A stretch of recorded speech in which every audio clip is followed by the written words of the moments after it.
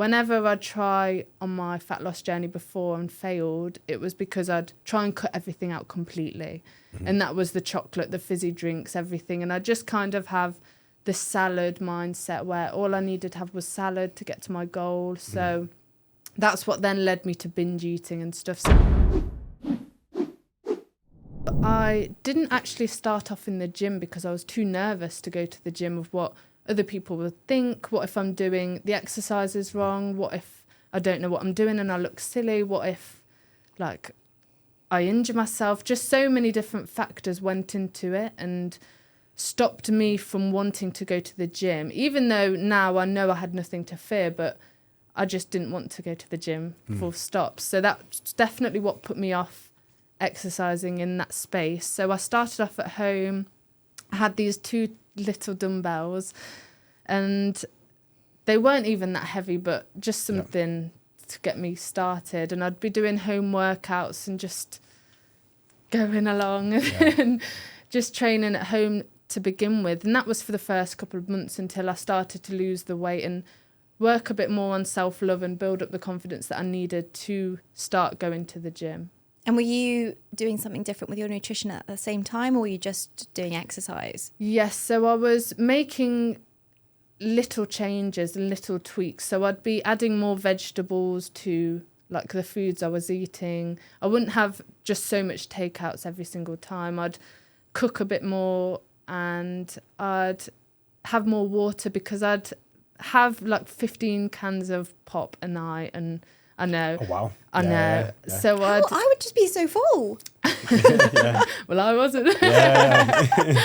So I'd have a lot of fizzy drinks a night, and that's not even what I cut out completely to begin with. I reduced it down to like 10 and then 8 and then slowly reduced it down. So it was just making little changes initially that were personal to me, and then I think that's important, though, because sometimes people feel like there's such a sharp contrast of like where they're at to like where they need to get to. But sometimes it's actually just going, if you're having 15, go down to 12 and then 10 and, you know, swap that out to have a little bit more water or just have a couple more vegetables. You know, it doesn't always have to be subtracting away from your diet. It can be like, okay, maybe a few less cans of whatever, pop or soda, but more water and, you know, maybe not less food, but more vegetables.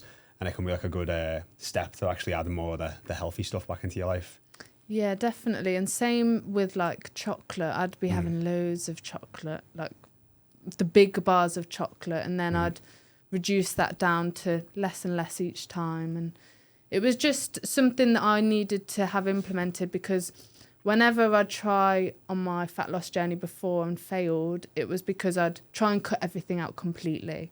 And that was the chocolate, the fizzy drinks, everything. And I just kind of have the salad mindset where all I needed to have was salad to get to my goal. So that's what then led me to binge eating and stuff. So I thought this time around I'm going to make little changes, and that was what worked for me. Yeah. So. What brought that on then? So because it's quite a sharp, like I would say like most people when they think about dieting have that maybe like salad mindset, as you said, which is like I'm going on a diet, and me going on a diet means I'm cutting out everything I enjoy and I'm just going to be super strict and have only salad or only this. I'm going to go on this really, you know, regimented diet, and maybe they can stick at it for like 2 weeks or 3 weeks, and then willpower kind of runs out, and then you just kind of go, you cave once to something that you enjoy, and then you just eat all the food over the weekend. You gain 10 pounds, and it's like, what's the point? And you kind of just revert back. That's typically like what we see and like what a lot of people do as well. Like, but to make that shift to just go, I'm just gonna have a little bit less, and a little bit more of this. Like, what brought that on, and what like sort of inspired that shift and that change? In my head, I knew that if you make it more of a lifestyle change, then it would work. But I didn't want to believe that. I thought, oh no, I can just cut everything out. And I think a lot to do with it is the cutting and bulking phases as well, because you see a lot of people cutting. Me now as well, I cut on certain phases, but I think I thought that would work for me at that stage where I was at, but it wouldn't. So I think, it's definitely some information out there where I thought I only needed salad. I only needed one extreme to the other to get to my goal. But do you think it was also the temptation, if you do that and you do stick with it? I mean, it does work, and it works really quickly. Yeah. So do you think that was part of it? Oh, absolutely. I was the type of person that would have something coming up in 4 weeks, say a family holiday or something like that, and I'd be binging all the way through, and in my head I thought, I only need 6 weeks to get to my goal. I only need 6 weeks to lose 5 stone. And then it would get less. Oh, I only need 4 weeks to lose 5 stone because I couldn't do it at 6 weeks, even though I was trying to cut it all out. It still didn't work then. And then, oh, well, maybe if 1 week before I can do it. But yeah, I think there is that idea where if you have an occasion or a plan coming up, then you don't give yourself a long enough time frame to achieve the results you want. Yeah. Because you just think if you cut everything out completely, then you can do it and it's manageable. But even if that is the case, I think it's a very unhealthy way of doing it because... Yeah. It's a lot of people though, isn't it? They've got that extrinsic motivation. So like they need the holiday or the vacation or Christmas or, you know, a wedding to be like, oh, this is going to be... that'll be the reason I get in shape. And like often when you're having that like sort of like finite extrinsic motivation to do something, like it may work, it may be a driving force for some people to get in shape for that, but then it's like, well, what then? And it's like if that was the only thing motivating you, you are quite literally going to have that event, have that day or that week, and then just often just straight revert back to where you were before because that was the only driving force behind you wanting to achieve your goals, which kind of comes back to that cliche of like making it more of a lifestyle. You know, will mean like, hey, you actually will just get in the best shape of your life and you'll just want to sustain it because you feel your best. No, definitely. So when you set your first goal, because I know you said you just set like a realistic goal of that 22 stone, did you have like a timeline on that, or would that have made you have the same kind of mindset, do you think? In my head, I did have kind of a timeline, but I just was taking it as it came, to be honest, because I knew before I failed so many times. So I didn't want to put too much pressure on myself and was just kind of making these changes and just seeing where it took me. So yeah. And then once you achieved that original goal, we talked already and you said, yeah, it made me think, hey, I could do more. What was the next thing that you set for yourself?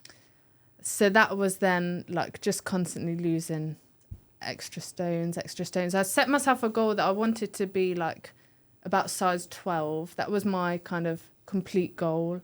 Anything less than I'd have been happy, but that was just the realistic one from the size that I was at to be in. So what size were you originally then? Size 18 to 20. Okay, so you lost 4? My maths is terrible. Now it's like 6 to 8. Yeah. Now it's like an 8 on top and then 10 to 12 on the bottom. But so to go from that to that was just like a realistic one at the time. I love that you put it on a dress size as well, because like you said, different weights look different on different bodies. And I think it's as you get strong as well, your weight doesn't necessarily match with what you might expect that weight to be. Yeah. But if you fit into clothes that you feel good in, that's more important. Yeah, I think scales are a good way of measuring progress, but I wouldn't depend on them completely because... Yeah. Well, we always say have like other things that you're measuring your progress with as well. So what were yours? So mine was the measurements, like I'd take like my hip measurements and progress pictures and the clothing size as well. Yeah. But then again, I wouldn't kind of completely depend on the clothing size because in one shop I could be two sizes compared and I'd be like, oh no. So this actually happened to me the other day. These are a size 6. I'm not a size 6. But they're nice though. Thanks. But then in another shop, I'll have to buy like a size 10. Yeah. It doesn't make any sense. No, it doesn't. And I think that is a lot of the issues that we're facing with to do with like confidence as well in like girls and stuff like that and men as well. But I think it does knock your confidence when you're trying on clothes and they might not fit. So once you started to lose the weight and you didn't have that end goal in mind, did you have like a timeline? I did have little like time frames that I wanted. So I'd done like 4-week check-ins and then an 8-week check-in, and then I was in that routine now. So in my head I was kind of like, well, you might as well just keep going. Doing it. Yeah. So, and was it because it didn't feel like a real massive effort? Yeah. So it was just these small changes that were kind of like, well, you know, I'm already here, so I might as well carry on. So. Love it. And do you find like some of the habit changes that you made also were starting to like make you feel better, so you didn't want to stop? Or yeah, definitely. Like the drinking water thing as well. Like I noticed a big change in my skin, which was something that I could have stopped a long time before that, but I just didn't want to, again, because I've just enjoyed fizzy pop so much. And that's not saying that now I don't drink fizzy pop, because I do still have fizzy pop, but